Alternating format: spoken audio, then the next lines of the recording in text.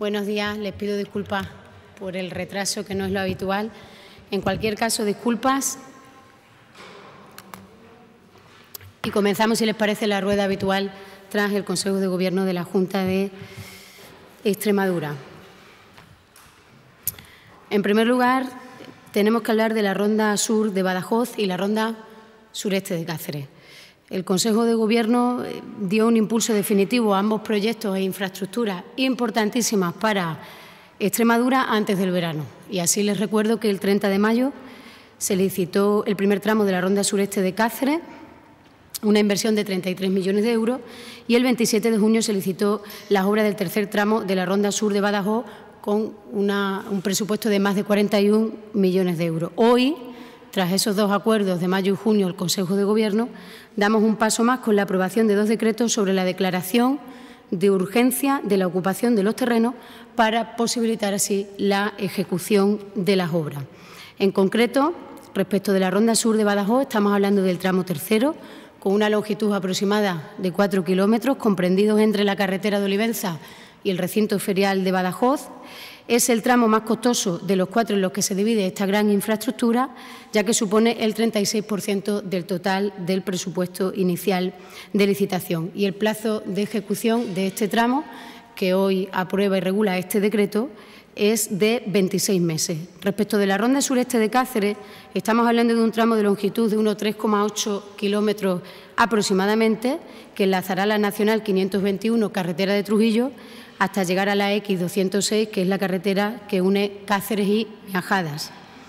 Al igual que la ronda sur de Badajoz, este tramo es el más costoso del conjunto de la infraestructura de la ronda sureste de Cáceres, ya que supone un 34% del presupuesto global, y el plazo de ejecución es de 30 meses frente a los 26 que era el de la ronda sur. En definitiva, seguimos impulsando las infraestructuras que entendemos capitales para vertebrar Extremadura y para en beneficio no solo de los cacereños y de los pacenses, sino del conjunto de los extremeños. Y tenemos que hablar hoy también de un proyecto importante para la región, como es el de los regadíos. En nuestra región existen alrededor de 275.000 hectáreas de regadío, la mayoría de los cuales se pusieron en marcha hace más de 50 años, por tanto, sus infraestructuras, ni que decir tiene, que se han quedado absolutamente obsoletas. Es decir, el regadío, este Gobierno entiende que es un capital enorme para nuestra agricultura y para nuestro medio rural y para fijar la población en el territorio. Por tanto, la Junta de Extremadura no solo debe conservar el que hay a través de la modernización de las infraestructuras, sino que también debe potenciar la ampliación de nuevos regadíos. Y en ese sentido, el Consejo de Gobierno de la Junta de Extremadura aprueba hoy el decreto por el que se declara la transformación en regadío de 1.200 hectáreas en Monterrubio de la Serena como zona regable singular. 1.200 hectáreas Monterrubio de la Serena como zona regable singular. ¿Esta declaración qué supone? Pues esta declaración que hoy aprueba el Consejo de Gobierno es la fase previa para la creación e implantación del regadío en este municipio como medida de apoyo a las explotaciones de olivar. Atendemos así, declarando hoy esas 1.200 hectáreas de regadío en Monterrubio de la Serena, una demanda histórica de esta zona de Extremadura. En definitiva, mejoraremos los niveles de renta de los agricultores y aumentaremos y aseguraremos la producción, haciendo aquello a lo que nos comprometimos con los ciudadanos extremeños hace 2 años.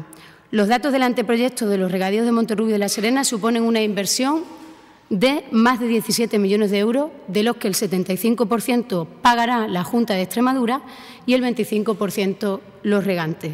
En definitiva, estamos modernizando el sector agroindustrial, que, como saben, es el motor de desarrollo de los pueblos y del medio rural de Extremadura.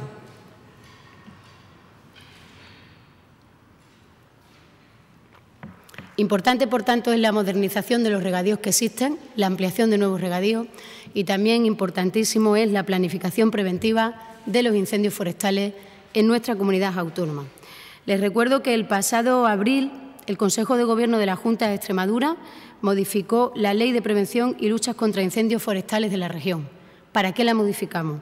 Para permitir a la Administración acceder a monte privado mediante una declaración de interés general en la zona de alto riesgo de incendio para llevar a cabo planes de prevención y defensa urgente en el caso de que se produzcan. Pues bien, hacemos hoy uso, por vez primera, de esta posibilidad que nos da la norma para actuar en 2 zonas de alto riesgo de incendio de nuestra comunidad autónoma, como son el Valle del Árrago, en Sierra de Gata, y el Valle del Jola, en la Sierra de San Pedro. Este último se vio afectado por un incendio importante en el año 2003.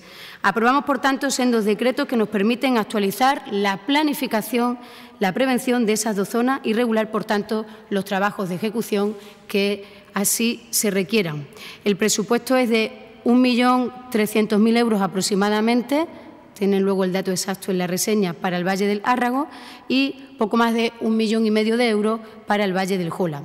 Estos 2 decretos, que insisto, utilizamos por vez primera esa modificación que hicimos de la norma en el mes de abril, no son medidas aisladas que hoy apruebe el Consejo de Gobierno de la Junta de Extremadura, sino que se trata de una nueva política forestal sobre el cuidado y el aprovechamiento de los bosques extremeños que este Gobierno desde el inicio planificó y está poniendo en marcha con distintas medidas y decisiones, como hoy hacemos aquí, con el único fin de preservar nuestra naturaleza y de luchar y prevenir contra los incendios forestales.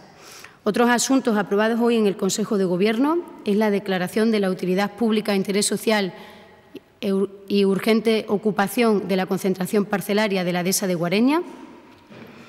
Y, por otro lado, convocamos también las ayudas para el gasto de transporte y o comedor escolar de aquellos alumnos que son usuarios o que participan o que son alumnos de los programas de éxito educativo del programa REMA. Y con estos asuntos, el resto, como siempre, los tienen en la reseña del Consejo de Gobierno. Comenzamos con las preguntas, si les parece bien.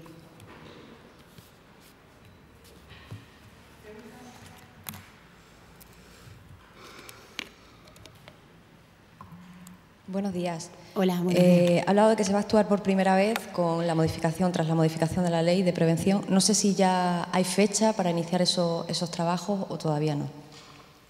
No, porque lo que hacemos hoy es aprobar la declaración. Si lo que nos permitía la ley es declarar una zona de alto riesgo para que la Administración pueda hacer. Pues hoy estamos en ese primer paso.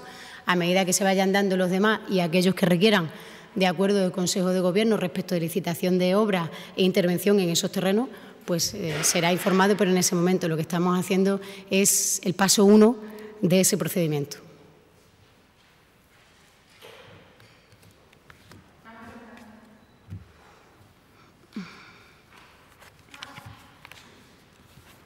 Sí, buenos días. Sobre el tema presupuestos, ayer el líder del PP señaló que todavía la Junta no se había puesto en contacto con el Partido Popular de cara a la negociación de las cuentas y también presentó una propuesta que es la bajada de impuestos y la supresión del impuesto de sucesiones y donaciones para el año que viene. Desde la Junta, ¿cómo lo valoran? Pues yo pensaba que lo de Monago miente se había quedado en la legislatura pasada, pero persiste en esta, y Monago miente. Porque sí se ha hablado de la necesidad de hablar sobre los presupuestos con el presidente Monago y con el Partido Popular. No obstante, nosotros hoy reiteramos el que es el compromiso de este Gobierno, un Gobierno que es consciente desde el día 1 en que no tiene mayoría absoluta y, por tanto, necesita de los demás para sacar adelante los acuerdos, las medidas y las políticas que cambien la vida de los extremeños. Y si hay una decisión y una norma que cambia la vida de los extremeños, esa, sin lugar a dudas, es la de los presupuestos generales de la comunidad autónoma. Por tanto, permítame su pregunta para reiterar en la necesidad de que todas las fuerzas políticas, como ocurrió en años anteriores, puedan hablar con el Gobierno y entonces en esa reunión hablamos de ingresos, hablamos de gastos, hablamos de modificar los impuestos y hablamos de todo lo que tengamos que hablar por el bien de los extremeños. Pero uno, antes de sentarse a hablar, no puede estar ya poniendo condiciones, porque si no lo que denota es que tiene uno pocas ganas de hablar. Por tanto, si ha habido conversaciones con Podemos, ha habido conversaciones con María Victoria Domínguez, porque se lo ha dicho ella a los propios medios de comunicación. Si no ha habido una reunión en estos momentos con el Partido Popular, quizás es porque no estaba todavía agendado en la agenda del Partido Popular. La disposición de este Gobierno es, desde que abrimos la carpeta de los presupuestos del 2018, invitar por igual al conjunto de las fuerzas políticas de esta región a que nos sentemos y hablemos para sacar adelante la que es la ley más importante. Tanto es así que las peticiones de información de distinta índole, ingresos, ejecución, que nos han pedido el resto de los grupos, se los hemos mandado a todos, con los que nos hemos sentado ya y con los que no. Por tanto, todos los grupos parlamentarios tienen la misma información que ha salido del Gobierno respecto de la elaboración del proyecto de presupuestos para el año 18. Insistir en la necesidad de que hablemos y de que nos sentemos, como ocurrió en los dos proyectos de presupuestos que este Gobierno ya ha aprobado. Sí, y sobre la implantación de las 35 horas semanales, ayer CSIC decía que estaba todo muy avanzado, aunque ponía el pero en la sanidad y en educación, que al parecer no hay acuerdo todavía en la reducción de la jornada laboral. ¿Cuándo se va a firmar definitivamente? La fecha exacta del plan de flexibilización horaria, que es a lo que este Gobierno se ha comprometido y está negociando, no puedo decírsela. Siempre el máximo respeto por la mesa de negociación, y hasta que allí no se produzca un acuerdo, pues no parece correcto por una de las partes decir cuanto antes mejor. Esa es la voluntad del Gobierno, que cuanto antes mejor se pueda culminar ese proceso de negociación de una flexibilización horaria, y reiterar la necesidad de poder devolverle a las comunidades autónomas esta competencia para que las 35 horas vuelvan a ser una realidad en el funcionariado de nuestra comunidad autónoma. No voy a hacer ninguna especificidad de lo que se habla en una mesa de negociación, porque creo que no es correcto hacerlo, al menos por parte del Gobierno. Cuando el acuerdo se culmine por todos los que allí se sientan, el Gobierno pues se lo trasladará y dará su opinión. Buenos días. Sobre el tren, ¿qué espera de la reunión que va a mantener la consejera con Renfe? Y, por otro lado, sobre las palabras de Monago ayer en relativa a este asunto. No, pues la consejera ha recibido hoy, y en estos momentos se está produciendo la reunión con los responsables de Renfe en la Consejería de Agricultura, Políticas Agrarias y Medio Rural, fruto de la reunión a la que nosotros fuimos el 28 de julio. Que no sé, aquí no se puede reescribir la historia, y la de hace un mes tampoco. El 28 de julio, la consejera de Agricultura, competente en materia de transporte, va a reunirse con los responsables de Renfe a Madrid. Y no va solo representando a la Junta de Extremadura, de la que forma parte, no. Va representando a todos los firmantes del Pacto por el Ferrocarril que acordaron que la consejera fuera a esa reunión. Y es allí donde, por escrito, como además ese mismo 28 de julio la Junta de Extremadura saca una nota de prensa donde pedimos, vamos a poner la palabra exigimos, por escrito a los responsables la necesidad de cambiar los trenes y la necesidad de la reapertura de un taller. Por tanto, yo ahora esta reflexión que hacía el señor Monago, que casi en voz alta se colgaba la medalla, pues mire, no sé qué pretende, con todos mis respetos, el líder de la oposición en Extremadura, el señor Monago, si lo que quieren es que los extremeños y las extremeñas le demos las gracias. No lo sé. No lo sé. A mí ayer me pasaban por WhatsApp, porque si algo bueno hay con toda esta reivindicación del tren es que no es una reivindicación de los políticos, por tanto las medallas probablemente tampoco debemos ponernos a los políticos. Es que allá hay una reivindicación social en Extremadura porque las infraestructuras de esta región y las comunicaciones de esta región sean de otra manera. Y ayer me pasaban a mí un WhatsApp curioso, que es la portada del periódico Extremadura del año 1986, que decía: el talgo enlaza Extremadura con Madrid en 6 horas.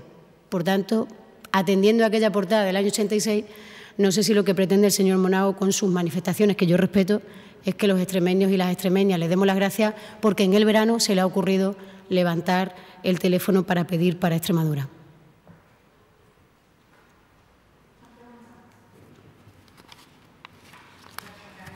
Muchas gracias.